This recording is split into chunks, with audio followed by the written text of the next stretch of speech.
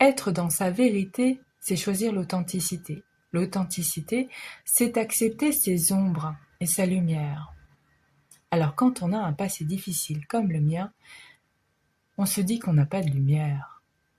Pourtant, elle est là. Ce chemin nous libère, nous donne une force unique et éclatante, la nôtre. Mais ce n'est pas toujours facile. La vérité que nous portons peut déranger, car elle nous confronte à la réalité de ceux qui nous entourent.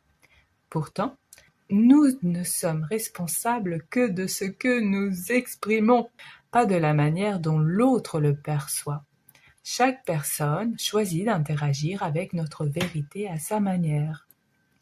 Être dans sa vérité, c'est se reconnecter à ses émotions, à ses désirs, à ses besoins les plus profonds, et qui sont justes pour nous et qui honorent tout et tous. C'est parfois un apprentissage, car il ne s'agit pas simplement de revendiquer ses droits ou de se défendre. Il s'agit de s'exprimer avec bienveillance, d'être volontairement gentil. Pas facile. En restant, en plus, fidèle à soi-même. Le défi.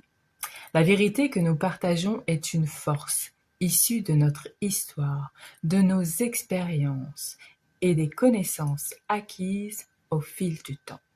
Lorsque nous choisissons d'embrasser cette vérité et de l'exprimer, un équilibre se crée en notre monde intérieur et notre monde extérieur. Et je pousserai plus loin.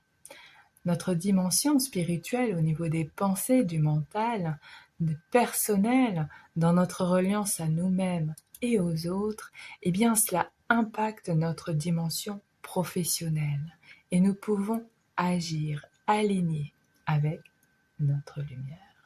La vérité que nous partageons est une force issue de notre histoire et de nos expériences, des connaissances acquises au fil du temps.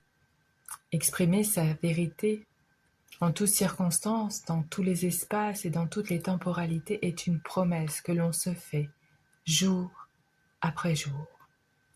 C'est un engagement